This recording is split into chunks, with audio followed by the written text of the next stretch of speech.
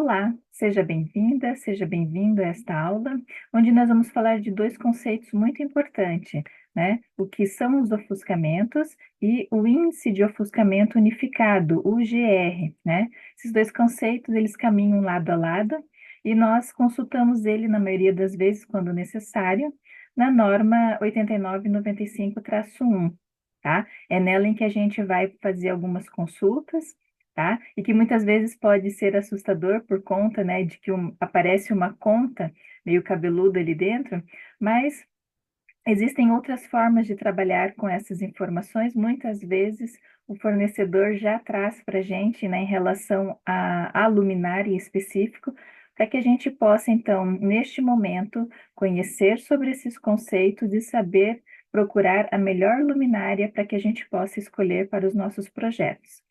Vamos ver o que essa aula traz, né? Sobre o que é ofuscamento. Então, vamos lá. O que diz a nossa norma NBR 8995-1 sobre ofuscamento? É a sensação visual produzida por áreas brilhantes dentro do campo de visão que pode ser experimentado tanto como um ofuscamento desconfortável, quanto como um ofuscamento inabilitador. Então, vamos ver o que significa um e o que significa outro, tá? O ofuscamento desconfortável, na maioria das vezes, é gerado no interior dos ambientes, onde geralmente surge diretamente de luminárias brilhantes, tá? Luminárias onde muitas vezes as lâmpadas ficam expostas e a gente vê aquele brilho, tá? Ou ela está mal posicionada e a gente vê direto aquela fonte de luz, certo? E também pode ser causado por janelas, tá? Que criam aquele reflexo que a gente vai ver também que pode ser considerado como reflexo, na maioria das vezes, indireto. Já vamos olhar sobre essa questão aqui. E o ofuscamento inabilitador, ele na maioria das vezes acontece na iluminação externa, pode ser experimentado em iluminação pontual ou fontes brilhantes intensas, tá? Diferente de um mau posicionamento de uma luminária no ambiente interno, quando a gente olha para o ambiente externo, muitas vezes a gente precisa fazer escolhas. Por exemplo, numa iluminação de uma fachada de um prédio que tem ali uma arquitetura histórica, onde a gente vai valorizar aquela fachada, a gente precisa direcionar as fontes de luz para o edifício. Então, aqui esse ofuscamento inabilitador acontece no momento em que as luminárias estão acesas para esse edifício e que existe uma pessoa que esteja saindo deste edifício, tá? Neste momento, ele recebe essa pessoa, esse ofuscamento inabilitador, né? Que é gerado, então, por uma iluminação pontual, né? Um refletor muito forte, vamos dizer assim, ou por fontes brilhantes intensas, né? Ou seja, vários projetores direcionados. Tá? Então, a gente precisa fazer escolha, porque a ideia é iluminar esse edifício à noite, tá? Esporadicamente, pode existir uma movimentação de alguém ainda saindo deste edifício, mas no cotidiano, no tradicional, esse edifício já não tem o uso comercial deles, vamos dizer, tá? Por estar já num horário que não é mais comercial e a visualização das pessoas é de um outro ângulo de vista. Então, né, não é a situação de quem está entrando e saindo toda hora, que esporadicamente pode acontecer essa movimentação. Por isso que quando eu comecei essa fala, eu falei que, na maioria das vezes, a gente tem que fazer escolhas, tá? Então, a gente sabe que vai acontecer um ofuscamento quando a gente posiciona os equipamentos de uma determinada forma, tá? Então, o projeto de iluminação nada mais é do que um quebra-cabeça onde a gente tem a possibilidade de prever esses erros ou prever esses certos ofuscamentos inapropriados e tudo, mas tentar minimizar o máximo possível. Mas vai chegar uma hora que a gente vai ter todas as cartas ali naquela mesa e a gente vai ter que fazer escolha, tá? Nesse sentido, porque é difícil agradar a todos, tá? Então, são escolhas que a gente precisa fazer. Então, uma hora ou outra, o nosso projeto não vai estar 100% perfeito, porque o espaço não permitiu, porque a posição, o posicionamento das luminárias não permitiu, tá? E vários outros fatores que envolvem, que a gente vai falar ainda nas próximas aulas sobre essa questão, né, das escolhas de projeto, tá bom? Vamos voltar aqui para a nossa aula, que é sobre ofuscamento, né? Então, vamos lá, continuando. Sobre ainda o ofuscamento, pode também ser causado por reflexões em superfícies especulares. Por exemplo, a tela do computador, a tela do iPad, se ela não vem com uma certa proteção, que atualmente, né, os novos computadores já vêm com essa proteção, a gente tem, na maioria das vezes, uma tela que acaba sendo muito brilhosa e reflete muito os brilhos que estão atrás da gente, vamos dizer assim, tá? Então, hoje, se o meu computador não vem com essa proteção, né, a gente pode comprar películas e fazer a proteção do nosso monitor, para que a gente não corra, né, com essas reflexões em superfícies especulares, tá? Que também são conhecidas, nessas reflexões, como veladoras ou ofuscamento refletido. Tá? Se a gente não se atenta com relação a isso, a gente vai estar projetando, trabalhando no computador e sempre tendo algo a mais ali que, na verdade, não é interessante que exista, porque faz com que a gente perca o foco do que nós estamos fazendo, muitas vezes faz com que a gente não veja determinadas coisas ali na tela do computador, e aí a gente pode ter ali uma fadiga visual, né, por estar forçando demais a nossa visão, tá, em relação a esses elementos externos que estão acontecendo, ok? Bom, aqui nós temos, então, os ofuscamentos também podem ser conhecidos como ofuscamento direto, tá? E ofuscamento indireto. Quando que o ofuscamento direto acontece? Em relação à fonte de luz, as luminárias, é quando de onde eu estiver trabalhando, eu olhar para as luminárias e eu ver as fontes de luz dentro das luminárias. Então, eu tenho um excesso de brilho, eu tenho um ofuscamento que vem de forma direta nos meus olhos, certo? Por isso que tem luminárias que não têm proteção e luminárias que têm proteção, que nós já vamos ver o papel das aletas dentro dessas luminárias de características mais comerciais, tá? Bom, e o ofuscamento indireto é quando acontece o brilho da fonte de luz bater na superfície do nosso monitor e voltar nos nossos olhos.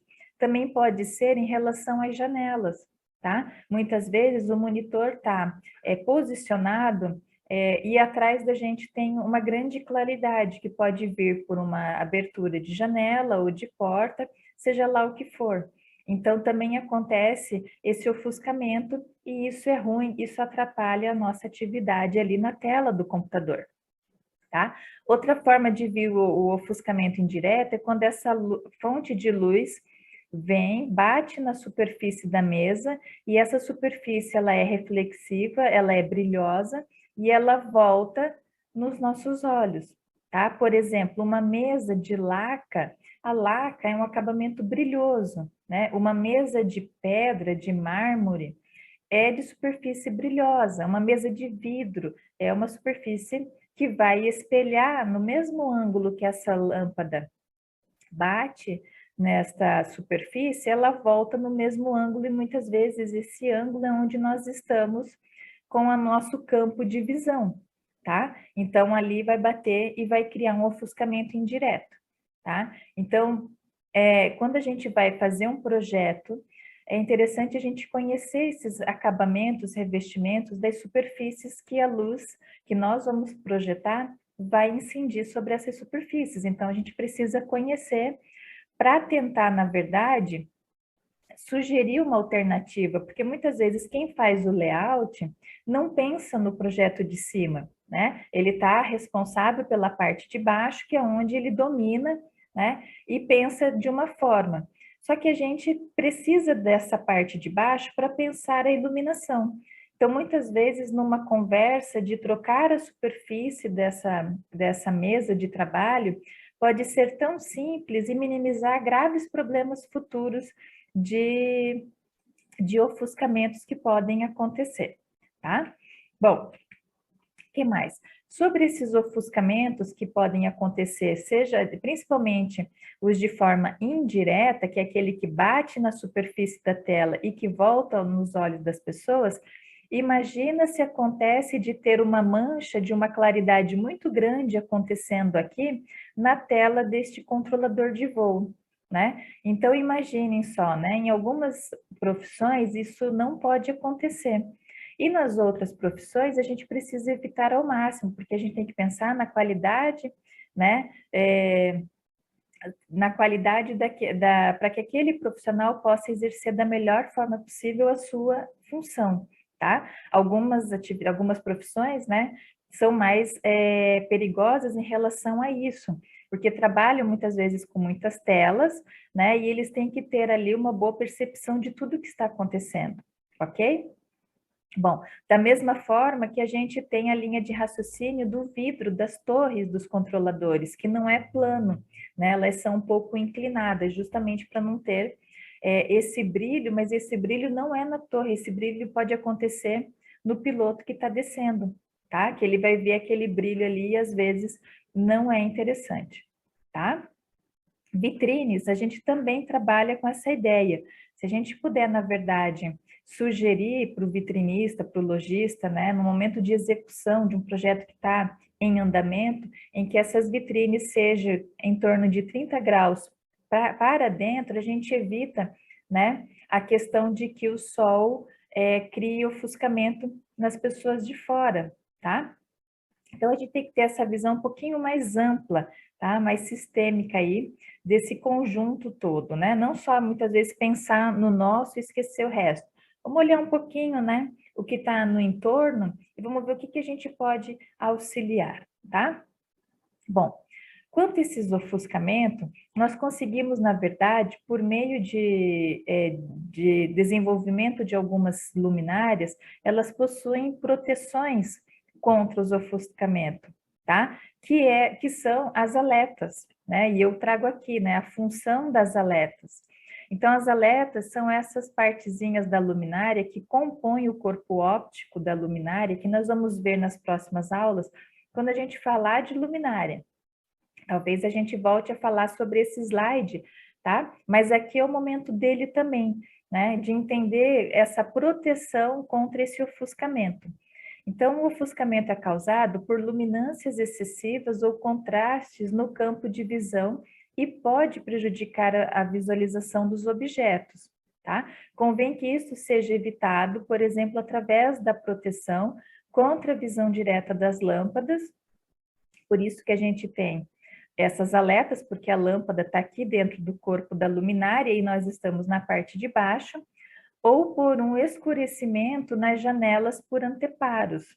E aí a nossa norma 8995-1 identifica anteparos como elementos que reduzem a intensidade da luminância na superfície, como brises, persianas e outros elementos. Tá? Mas quando a gente trabalha e olha para o objeto em que nós estamos trazendo para o projeto, que é a luminária, então, dentro das luminárias, eu tenho um leque de opções, diversos fornecedores que trabalham com diversos tipos de luminária, luminárias decorativas, luminárias de efeito, luminárias técnicas e luminárias comerciais, né?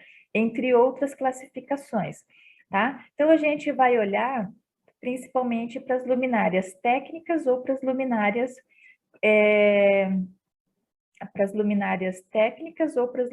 comerciais.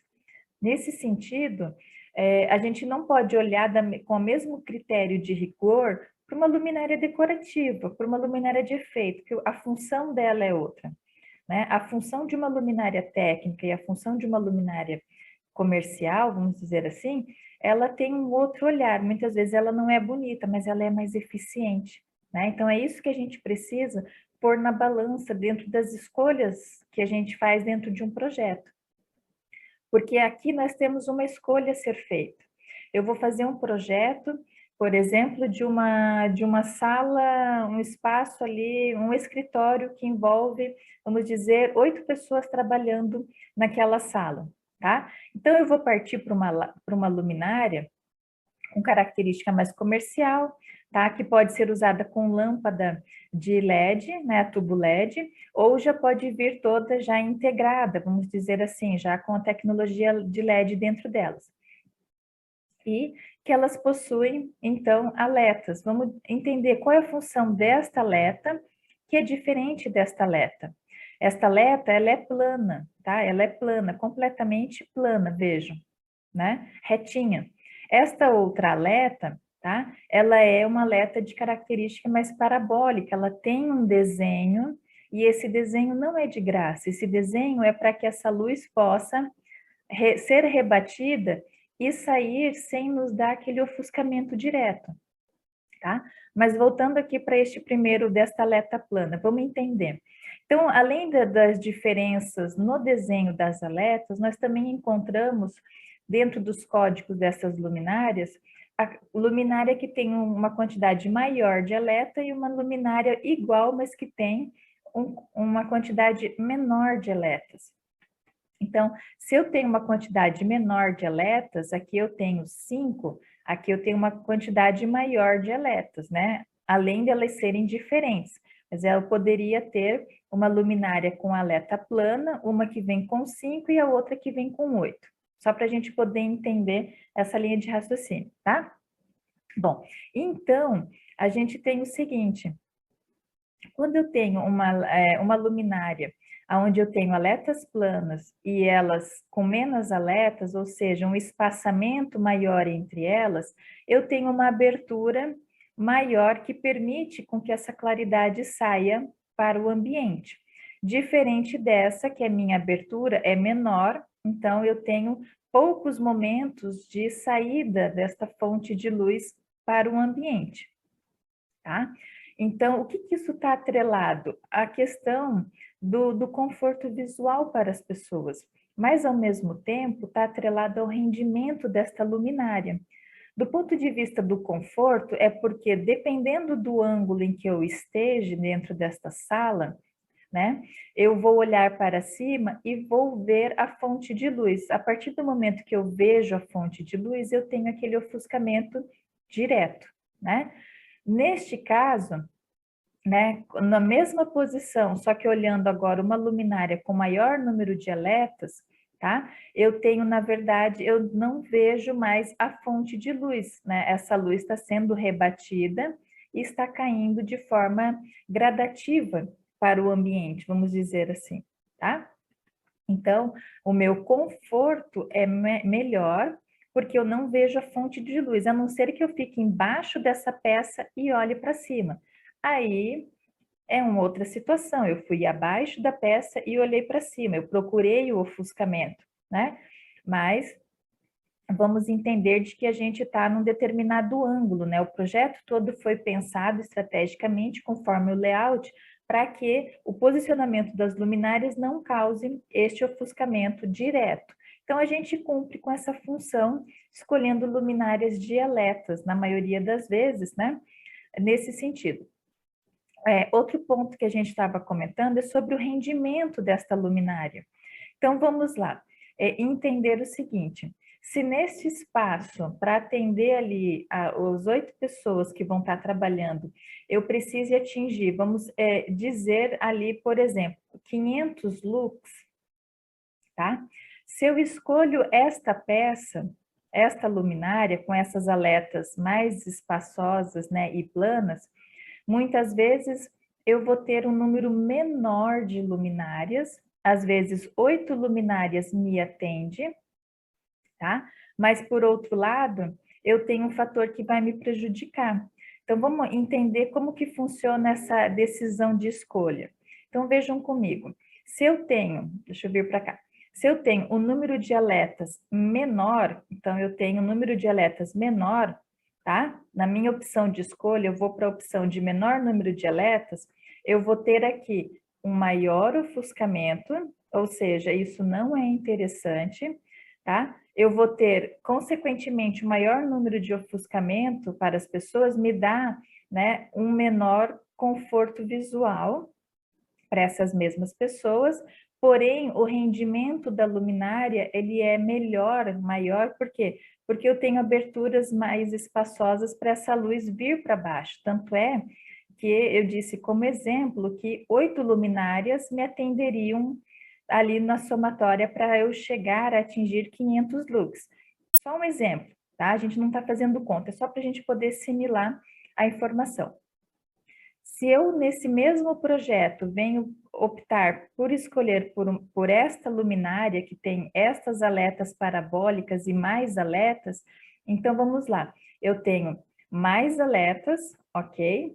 Então, eu tenho um menor ofuscamento, então isso é muito bom. Então, automaticamente, o conforto visual para essas pessoas é muito bom, só que o rendimento da luminária é baixo, porque eu tenho pequenos espaços de abertura. Então, muitas vezes, se eu optar por esta luminária, eu vou ter que pôr, às vezes, 12 luminárias para atender a quantidade de luz que 8 dessas dariam. Então, aqui começa a pesar também fator financeiro no projeto, porque o meu cliente, ao invés de comprar só 8, vai ter que comprar 12 luminárias, se ele optar, né? Se a gente optar por esta escolha no projeto, e vai encarecer, porque elas não são o mesmo preço. Não é dizer, vão custar 4 luminárias a mais, né? De 8 para 12. Não, porque elas também não são o mesmo preço. A tecnologia que está envolvida aqui por trás deste material, tá? Que também é em alumínio, né? Diferente muitas vezes dessa que é plano, é um alumínio, mas é na verdade às vezes um alumínio pintado de branco. Aqui eu tenho um alumínio, na verdade, todo reflexivo, que pode ser um alumínio nacional ou importado. Então isso também, né, começa a acrescentar um pouquinho de valor na peça. Então quando eu olho que uma peça dessa, vamos dizer, custe R$ 100, esta luminária vai custar em torno de R$ 140, 160. Então, não posso dizer que são 4 luminárias a mais, sendo que elas têm custos diferentes, tá?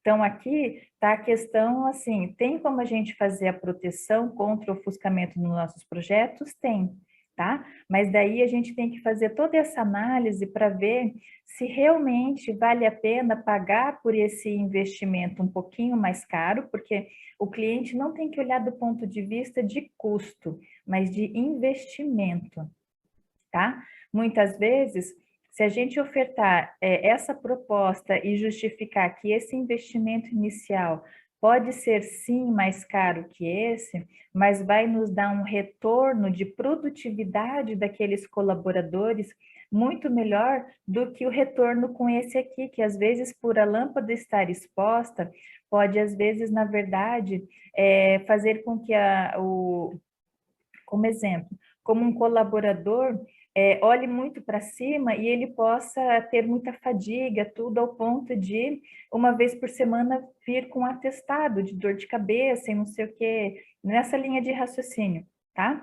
Então, às vezes, compensa a gente ter esse investimento mais caro, mas propor qualidade para quem vai trabalhar ali, para que possa trabalhar tranquilamente, tá? E deixar, às vezes, essa escolha, porque você pode estar se perguntando aí, mas então por que que eu tenho essa escolha? Essa opção eu posso colocar, às vezes, para um outro ambiente, né? Para um depósito, tá? Para um almoxarifado, mas não no ambiente onde as pessoas vão trabalhar ali, que eventualmente possam olhar para cima e ter esse ofuscamento direto, né? Tá? Então, como eu costumo dizer, são escolhas de projeto, a gente precisa conhecer dessas informações para justificar elas na hora de uma apresentação, ok? O que mais a gente tem relacionado ao ofuscamento, né? A gente tem, na norma, ela fala sobre o ângulo de corte, que é justamente a posição da fonte de luz dentro do corpo da luminária. A gente viu aqui um exemplo cortado nesse sentido, tá? Onde a gente estava vendo a lâmpada de comprido. Aqui a gente tem um corte no outro sentido, então a gente está vendo a luminária, o corpo, e a posição da lâmpada, né? Dessa fonte de luz que é diferente desta daqui. O corpo muitas vezes é o mesmo, só que daí existe essa questão do ângulo de corte, que é justamente o ângulo daquela visão do ofuscamento que a gente tem de forma direta da fonte de luz, que não deve acontecer, Então, mesmo que a luminária não tenha aletas, mas eu tenho uma luminária que a fonte de luz fica mais na parte de cima, eu tenho uma certa proteção. A gente costuma dizer que é uma luminária anti-ofuscante, principalmente quando é aquelas luminárias técnicas que antigamente a gente usava as lâmpadas dicróicas, as lâmpadas pares, e hoje a gente já está usando a tecnologia LED já integradinho, elas ficam recuadinhas, né? Então a gente não vê a fonte de luz, então elas são anti-ofuscantes. Então já é uma escolha assertiva. Mas, por outro lado, ela pode, às vezes, só concentrar a luz para baixo, porque ela não permite a abertura, né, aqui dessa fonte de luz. Então, ela concentra só para baixo. Então, eu tenho que ver, né, dentro do meu projeto, qual é a melhor escolha. Vejam, quando a gente fala de luminárias, a gente tem um leque de opção muito grande de fornecedores, né, aqui para escolher, tá? E uma luminária mais simples, a fonte de luz vai estar mais para baixo, e por outro lado pode acontecer de dar esse ofuscamento, esse brilho aqui na parte de baixo, que não é interessante. E este ângulo de corte está relacionado, então, a este valor aqui de alfa, tá? Que está atrelado também a essa questão da posição da fonte de luz, né? Então, é óbvio que se a fonte está lá em cima, o meu ângulo vai ser maior. Se a minha fonte está mais aqui embaixo, o meu ângulo vai ser menor. E esses ângulos, a própria norma já nos dá em relação à quantidade de luminância desta lâmpada que nós temos.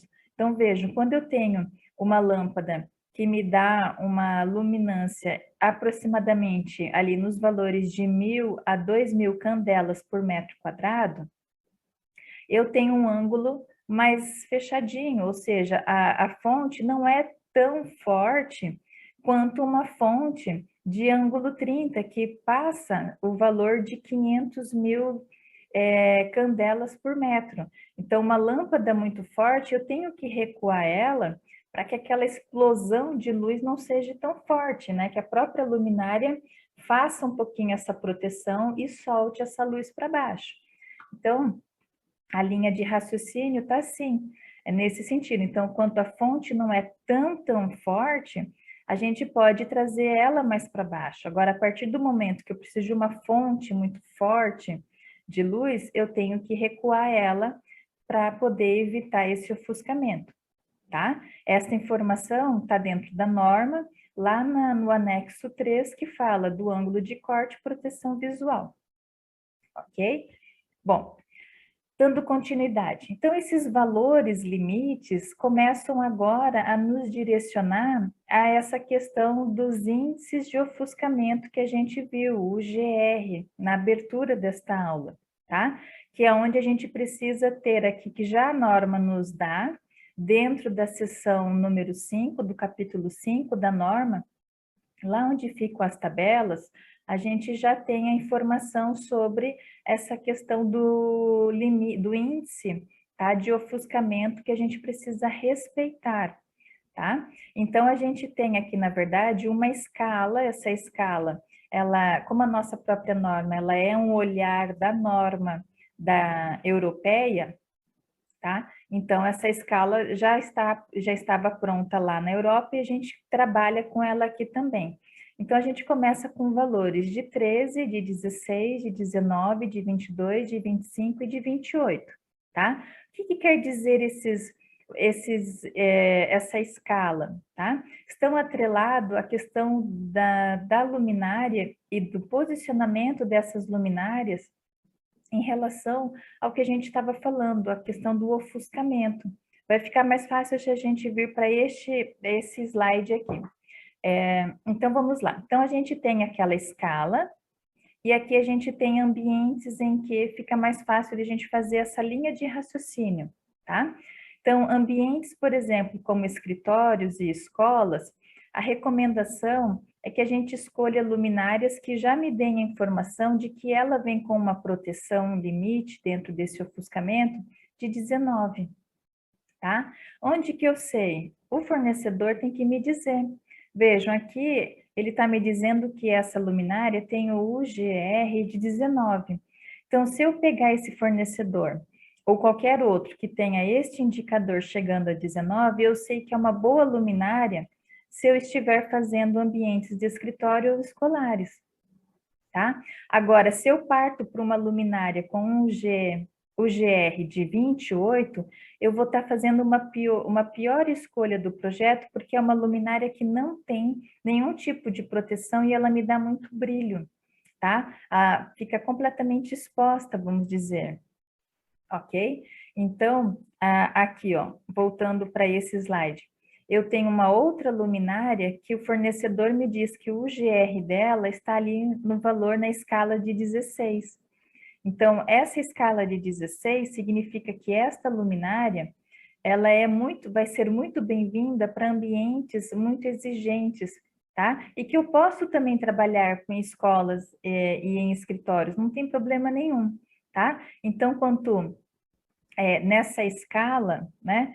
Quanto mais eu ficar para este lado dessa escala já pré-definida e que o fornecedor já me dá essa dica em qual delas a luminária dele se encaixa, vai ser sempre a melhor escolha para o meu projeto, tá? E quando eu for para esse lado da escala, para os números mais altos, vai ser em alguns ambientes a pior escolha para o meu projeto, a não ser que eu coloque uma luminária muito, muito simples, com essa escala de 28, ou seja, que não tem proteção nenhuma, que eu coloque ela, como eu disse, num depósito, num corredor, enfim, num ambiente onde eu não precisa deste cuidado, deste tratamento desta luminária em especial.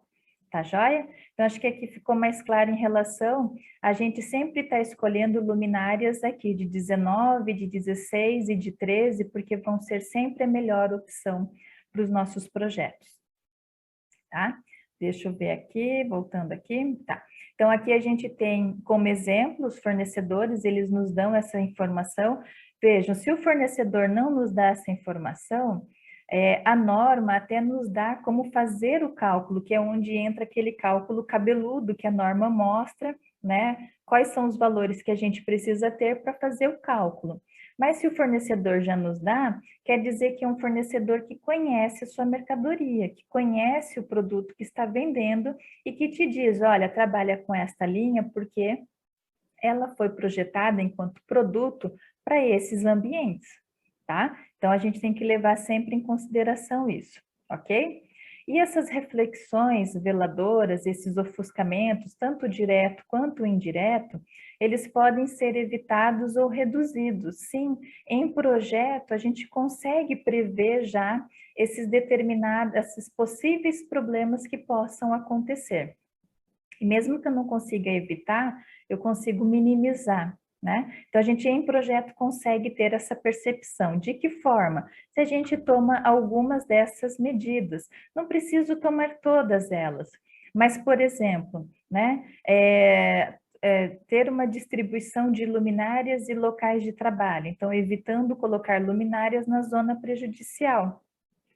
Colocar muitas vezes a luminária em cima da pessoa não é tão interessante, tá? Aí você vai dizer, mas não tem que pôr para a luz vir para a área de trabalho? Sim, mas eu tenho que lembrar que se essa superfície ela é brilhosa, essa luz vai bater nessa mesa e vai voltar nos olhos deste colaborador. Então, às vezes, eu tenho que pôr essa fonte de luz no lado deste colaborador, que vai bater, vai voltar ali para cima, mas vai vir um pouco de forma indireta, e aí ele vai ter a iluminação ideal para ele, tá? Que outra forma de medidas a gente pode ter, né? Olhando esses acabamentos superficiais, né? Como, por exemplo, utilizar superfícies com materiais pouco reflexivos. Então, se eu não tenho como tirar de cima dele, então que eu veja a possibilidade de mexer na mesa dele, no tipo de superfície que a mesa dele tem.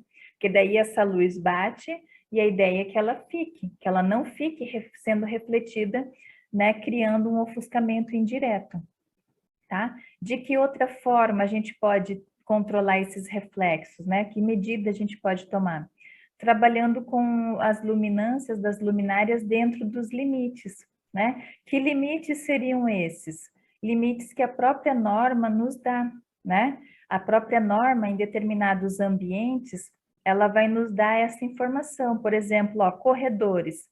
A norma não exige uma luminária com excelente controle de ofuscamento, porque é uma área de transição, uma área de circulação. Mas essa norma vai dizer para ambientes mais específicos que a gente precisa ter o controle desses limites de ofuscamento que a luminária pode vir a causar, tá? Então, dentro desta linha de raciocínio é que a gente vai fazendo as escolhas das luminárias para os nossos projetos para evitar ofuscamento, né, e respeitar esses valores limites aí dentro dessas escalas já pré-definidas, que já nos ajudam, né, a escolher a melhor opção de luminária para o nosso projeto, certo? Então, eu espero ter contribuído com esta aula, né, que é um pouquinho, aparentemente, se tratando de ofuscamento, é simples, mas a partir do momento que a gente olha para aquele índice de ofuscamento, então a gente já começa a ter um olhar um pouquinho mais criterioso dentro dos projetos, e principalmente em projetos comerciais, como escritórios, né, áreas de trabalho, a fiscalização pode ir, né, do trabalho, fazer medições e olhar esses detalhes de projeto, e aí vão ver que o nosso projeto não está de acordo. Então, a norma existe para ser um norteador, para que a gente possa caminhar na direção certa, ok? Espero ter contribuído, então, com as informações dessa aula, e nos vemos na próxima aula. Um abraço.